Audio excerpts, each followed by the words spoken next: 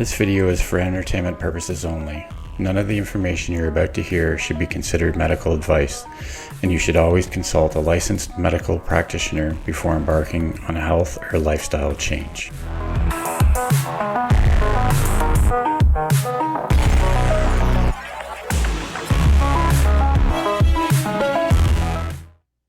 Okay, so this week we're with Nili, is it?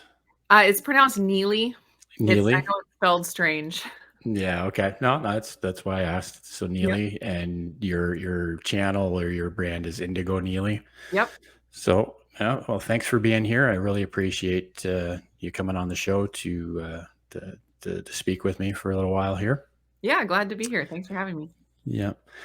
Um, the show, typically I like to start off with each week asking the guest sort of just to get to know you a little bit better. I'm sure most of my audience knows who you are and probably follows you already, but sort of for anyone who doesn't, and sort of if we can go through how you got into like the healthy space and, what brought you to making changes. And then after that, we can just go where things take us, basically. Sure. Yeah, so I got started in the health space pretty early. I was on the standard American diet as a kid up until about age 17, and I was pretty overweight through high school, which is always a difficult thing going through high school and being overweight.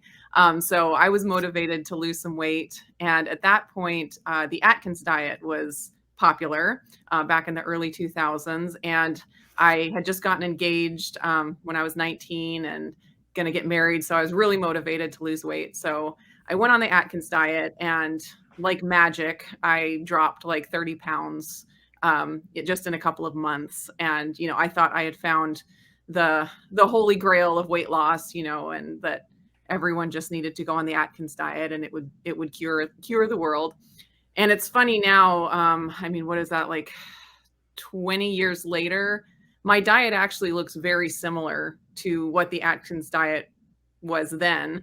But I went through a whole roller coaster of trying to learn more about health and diet and nutrition, and tried all kinds of different things, trying to coexist with carbs, feeling like, I was hearing things from other, doctors and people saying you need carbs and that low carb isn't necessarily healthy. So I tried all these different diets, including paleo and South Beach and all these different diets. And through all of it, I ended up coming back to keto. And I wonder now, like, what it would have been like if I had just stuck with the Atkins diet all this time, what differences there would have been. But through all of the different diets I've done, I've always learned something, and I've always, tried to take what I could from each approach and apply it to, the way that I've built my diet now. So I don't follow any one particular guru or diet. I kind of just have learned over the years what works for my body, and I try to stick to that. And that's something that is always evolving because we change as we grow older, and you learn new things and try and experiment with different things. And so it's kind of like it's a continual process. I don't know. I always say I don't know that I'll ever really truly arrive, where maybe on my deathbed I'll have it all figured out. But until then, I'm just continuing to work with what I know and what I know works well for my body, and then continuing to grow and kind of refine as I move forward. I did try keto again after trying to work, with carbs in my life for a long time and really not having a lot of success with it. I did try keto again back in around 2010, 2011, when keto, became an actual name of a diet. Before that, it was just low carb or Atkins. But when keto came on the scene, I tried that again, but that was when low protein was very popular.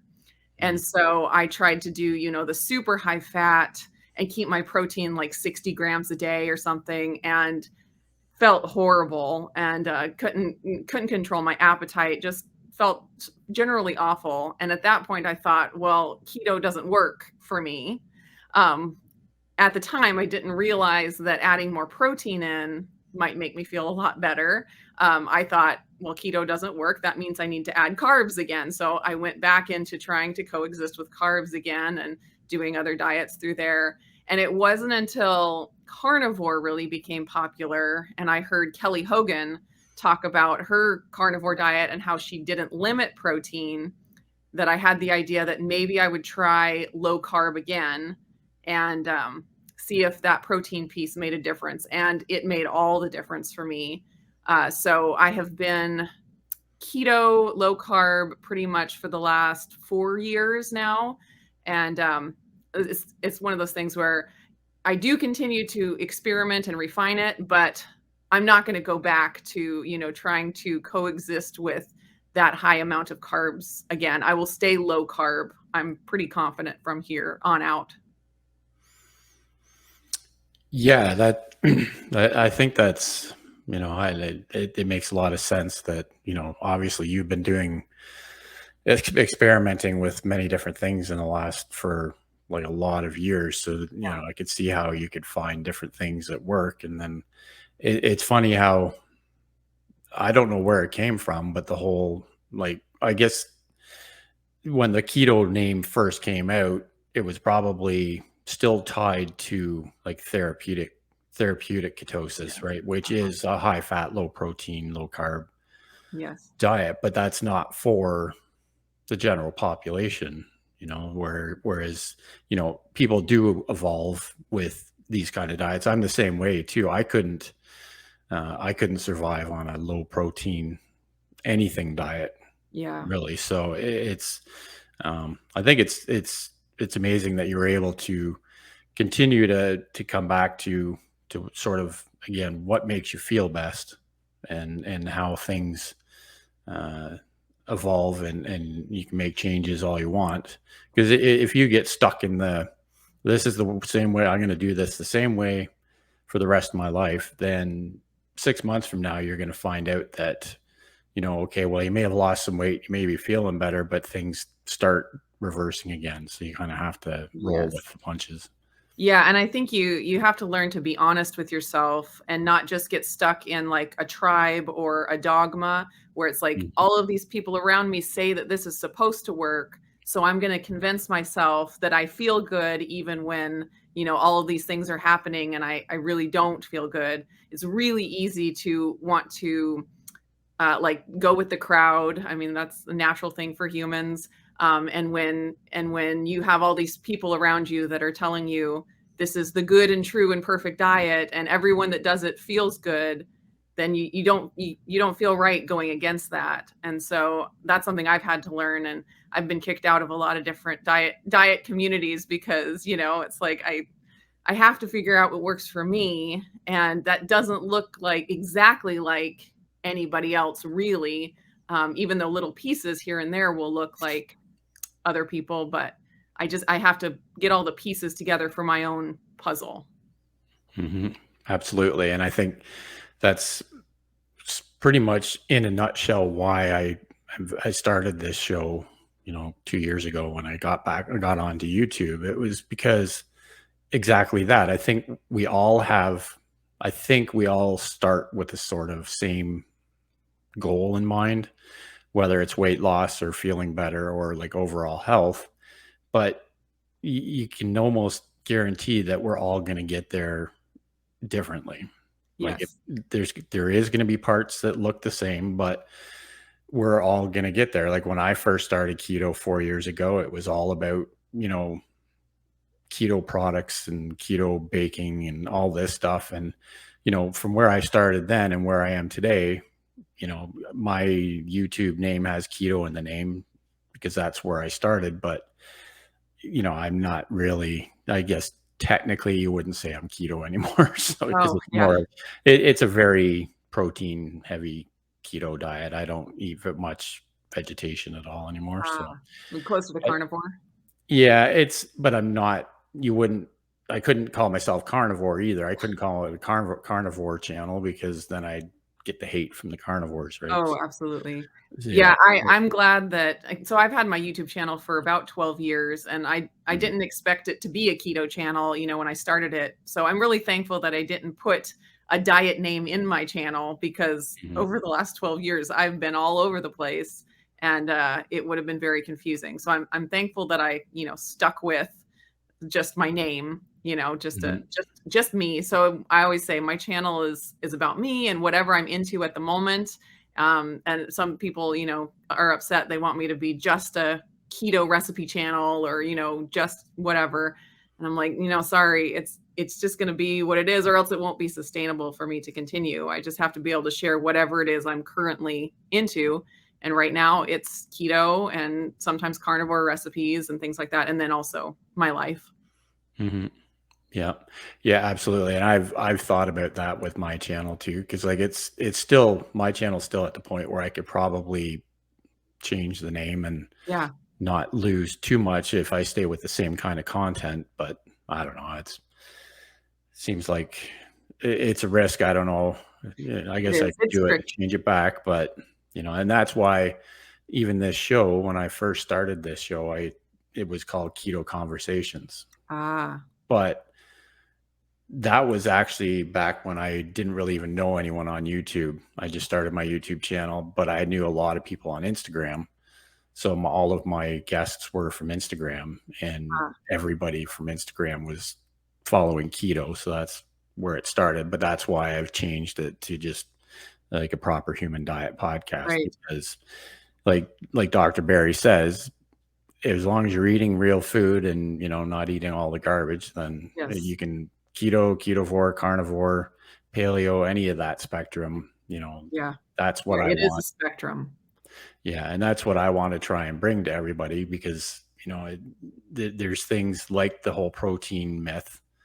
Um, I had someone commenting on one of my videos this week, and I was just making chaffles, like it was something basic, but they were worried about the amount of protein in it, and I'm like, okay, well, it's an egg and some cheese. Like it's not unless you're eating, 3 pounds of ground beef with it during the day. I'm not really going to be too concerned about having too much protein from something like that.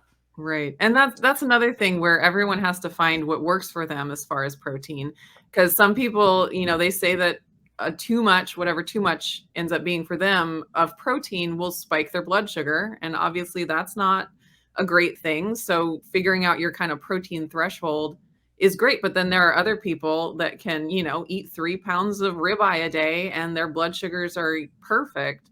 So, Mhm, it's another one of those things where well, and I talk about this all the time on my channel, where you don't necessarily just need to find a perfect diet for you. You have to take into account your own body and its current state. Because if you're dealing like for me, I was eating lots and lots of red meat, lots of iron-rich foods, for years, and I found out that I was, iron deficient. mhm, And so if you looked at my diet, it would have been the perfect diet for someone who had iron deficiency, yet there's something going on in my body that's not allowing me to absorb iron. So it's not enough just to find a perfect diet. You have to look at your body and figure out how to work with your body to get it to function in such a way that it can actually utilize the perfect diet that you're feeding it. And that's something that a lot of people just kind of ignore. They just focus on the food. As long as I can get my macros perfect, as long as I can get all these micronutrients perfect, then it should translate to perfect health. But we live in a world with all kinds of imperfections all around us, and a perfect diet isn't necessarily going to fix all of those. Now, a good diet can fix a lot of things and it can be a huge, huge lever, but it can't fix everything going on. And so sometimes you have to dig a little bit deeper than diet. And that can be frustrating for people who want to see a diet as almost like a religion. Like this is the perfect, good and true diet, and everything about it is good. And if you do it, everything about your life will be good. And you just kind of have to put that aside and take into account all of the other aspects of life besides just nutrition, which is complicated and tricky and takes a lot of Mhm. time and sometimes a lot of money, and it's not easy to go on that journey. But it's like when you go through trying to fix everything through diet and you get to the point where everything's not fixed, it's like, what else can you do? um you just have to start looking somewhere else. Yeah, absolutely. It's and I think that's one thing with people that are new to trying to change their lifestyle is that they have to understand that, yeah, you can change what you're putting in your mouth, like that's the first step, but Mhm. there may be other factors in your life that are just going to work against you, like are you stressed out all the time? You Yes. know, eating bad food can cause stress, but if you're eating the right foods and you're still stressed out all the time because of work or because of family life or whatever, then that's going to affect your sleep and that's going to affect everything else. And and it doesn't matter how good your diet is, it may, like you say, it's not going to fix everything. But it's a big piece of it, obviously. But Mhm. uh, it's, I think, I don't know what you suggest to people, like as far as getting that underlying information, like labs, so you can find out, your like your iron levels and Yeah. all that. I know here in Canada, it's not as easy to do. It's getting Right. better here. But I would definitely think that's something that's worth doing is getting full labs run so that you can have a better understanding of what you're working with to begin with. Yeah. So, Dr. Barry and Kim Howerton have a book called Common Sense Labs that came out a few months ago, and I highly recommend that for anybody who's interested in learning about the different lab values. Because if you don't have a background in it, it's like Greek, and so they lay it out really well and give really good ranges for things.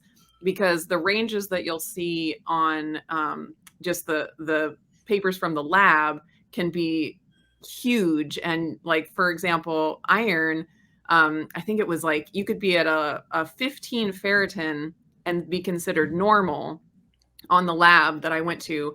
But from the people that I listen to that I think are a little bit smarter, they say 80 is, want to be 80 or above. And so Mhm. between 15 and 80 is a huge difference. I was even lower than the 15, so I was considered iron deficient by everyone's standards.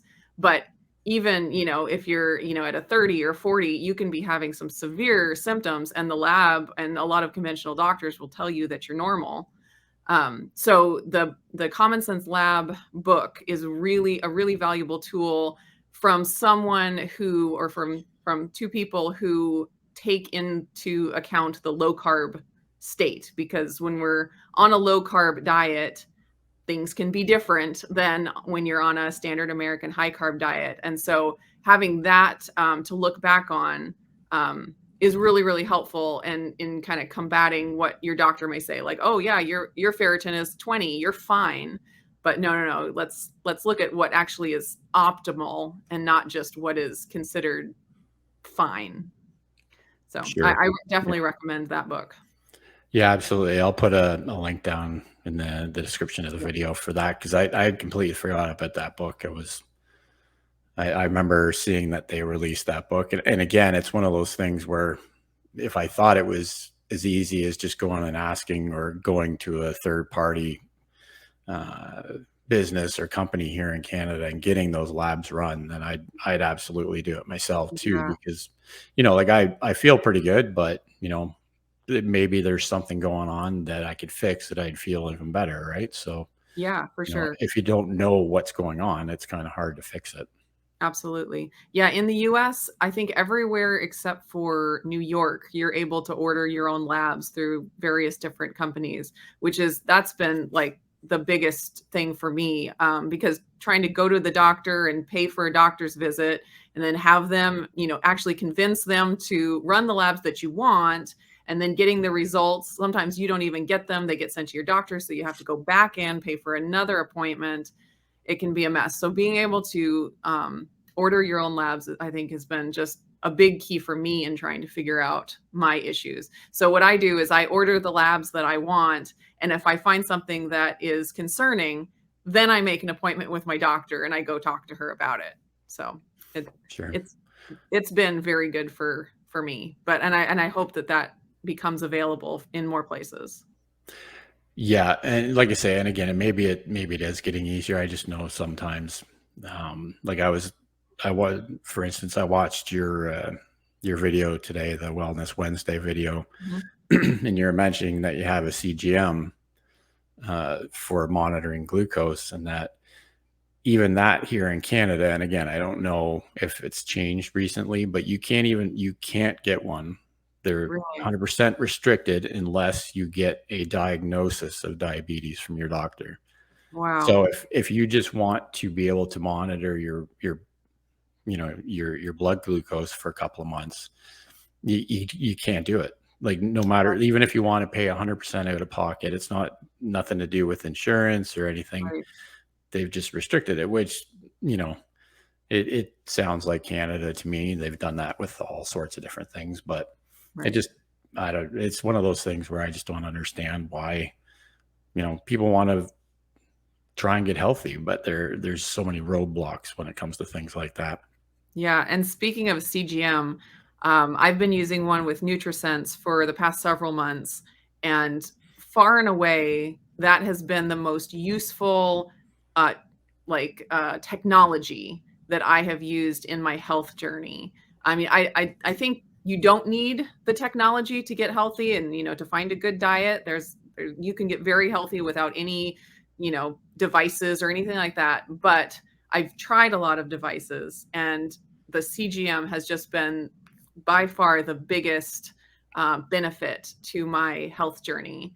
And, seeing where your blood sugar is at throughout the day, and especially when you're trying to experiment with different foods and see what works for you, because like what works for me can be vastly different than what works for you.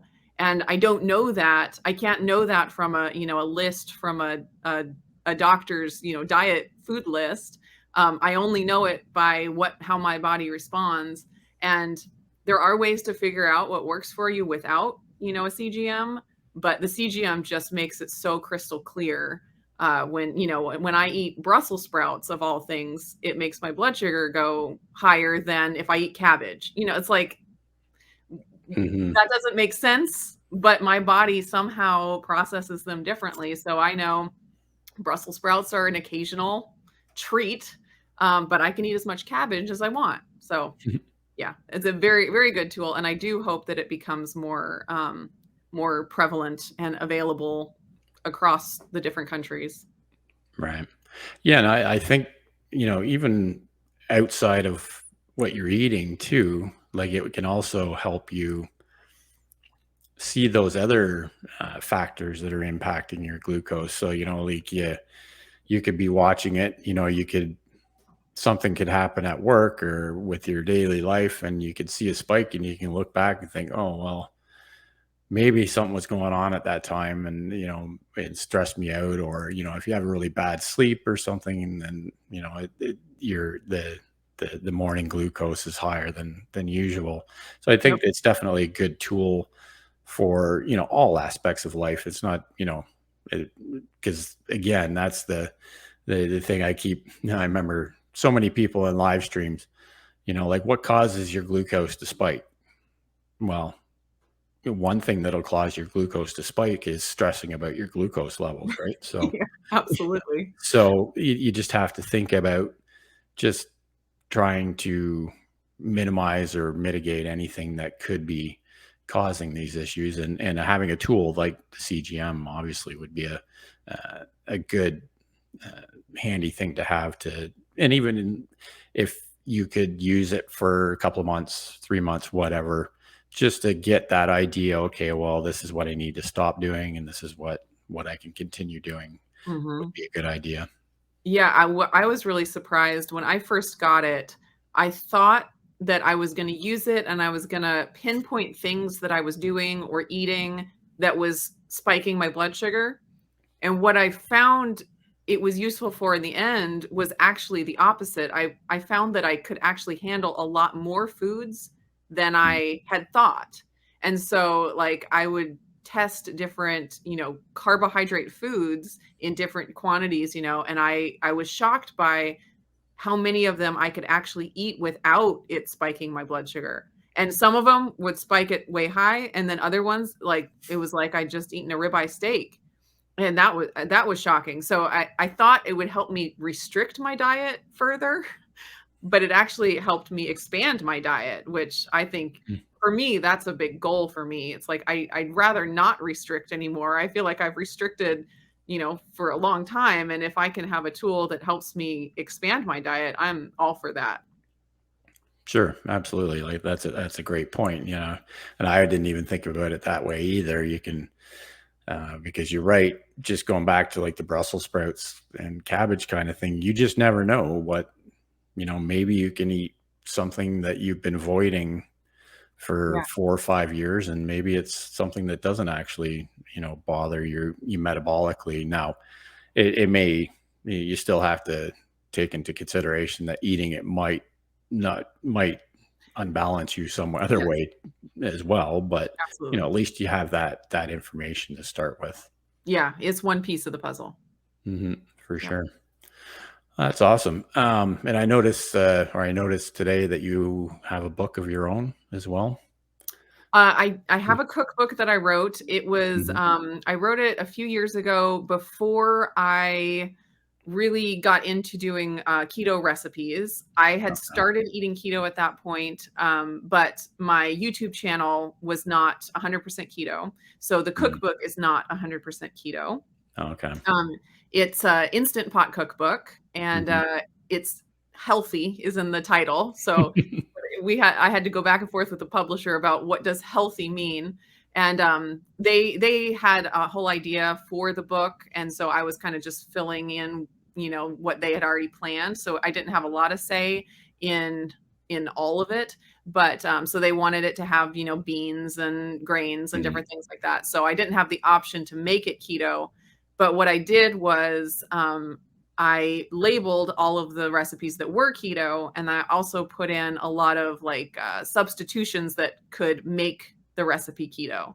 So, a cauliflower rice instead of regular rice. And I have those little notes. So it's not a keto cookbook, but there are a lot of keto recipes or recipes that can be made keto. Cool. And that's for I notice it's for the smaller, or Yes. it's the quantities are for the smaller Instant Pot Yeah, it's like a model. two-person type thing, but you Mm. can always double the recipes and do it in the bigger Instant Pot too. Mm. Yeah, because we have the smaller one that Ah, yes. It's we only, great. because yeah, there's only two of us. So we never really needed the bigger one, but Yeah. I've always been looking for different things to do in it. Like I'll do shredded chicken and chili and beef and stuff like that. But I've never really gotten into making actual recipes in it. Yeah. There's a lot of stuff you can do. It's fun to go down the rabbit hole. Sure. Yeah. Yeah. No, I'll have to check that out for sure. Yeah. Um, what about like fasting in your lifestyle? Is that something you do purposely, or is it kind of a something that just happens naturally? So I tried to do intermittent fasting, one meal a day, a couple years ago, and I muscled through doing it for an entire month, like 20, 22-hour fasts every day. And in the end, I felt really terrible. And I feel like my body never really adjusted to it. And that was before I found out about some nutrient deficiencies that I was dealing with. And so looking back on it, I think a couple things. That was before I started supplementing with electrolytes, which is a huge thing when you fast. And then when you're dealing with nutrient deficiencies, your body is going to keep sending hunger signals because it doesn't have everything that it needs. So looking back, I think that's probably what my issue was.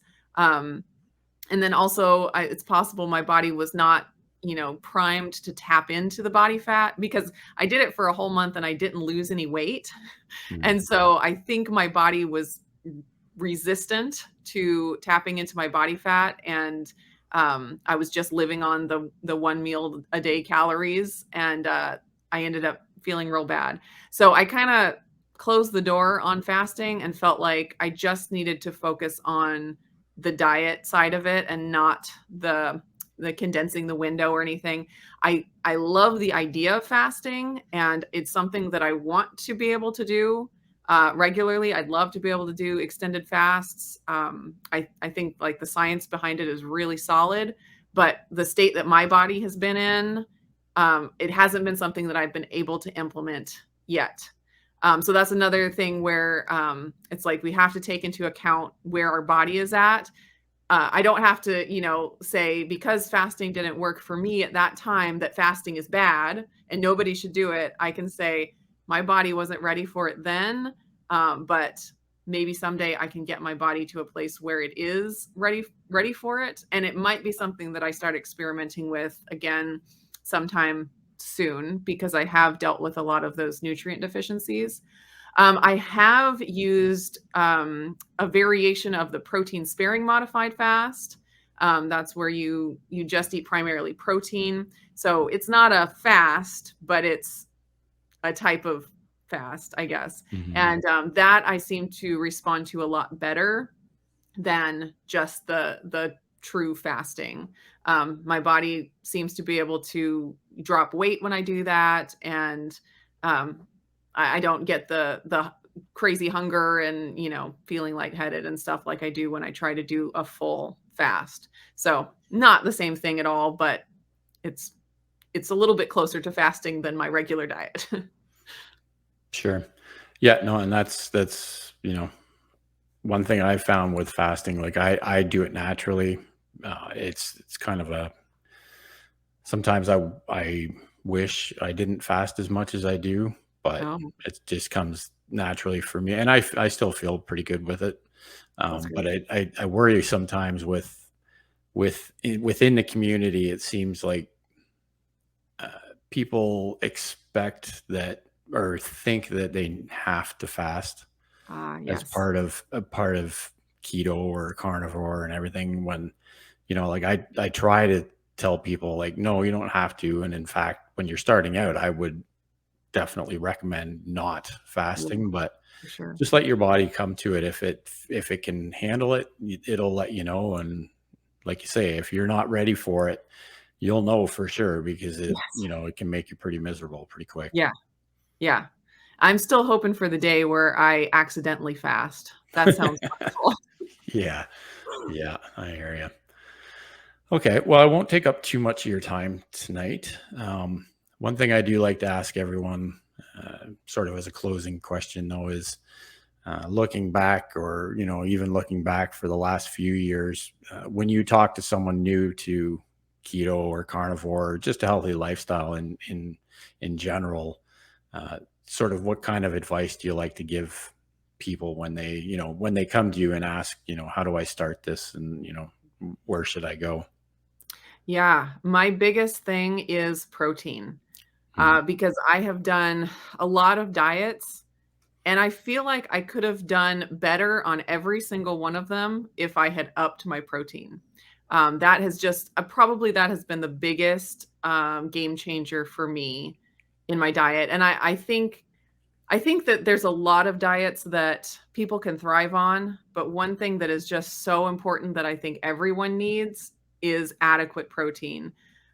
So what I tell people, if they're, even if they're not asking about keto specifically, if they just want to take one step to get better health, it's just double the protein you're eating. If you're eating 3 ounces of chicken, make it six.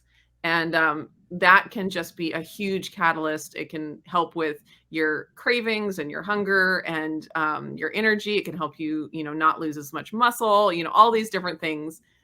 So protein for sure. Yeah, that's definitely good advice because if you eat enough protein in your diet too, chances are you're not going to be hungry for a lot of the crap that we used to eat. So Yes. And that's what I uh, do with my kids because they're not on a keto diet. But my big thing with them is have protein first. So if they're getting a mhm, meal, I say, where's your protein? So sure. Yeah. Yeah. No, that's great advice for sure. So you're, I was looking at your YouTube. So you're on YouTube, Yep. and then you've got Instagram as well Yep. Instagram under as the well. same name. So, Yep. Indigo Nili on both. okay. And then I noticed you also have a blog site as well. Yeah, Right. it's indigonili.com, and I basically just use it as a place for people to print recipes. So I don't have anything there besides recipes. Okay. Well, I'll put links to that down in the description of the video for sure, so that everyone can go check it out.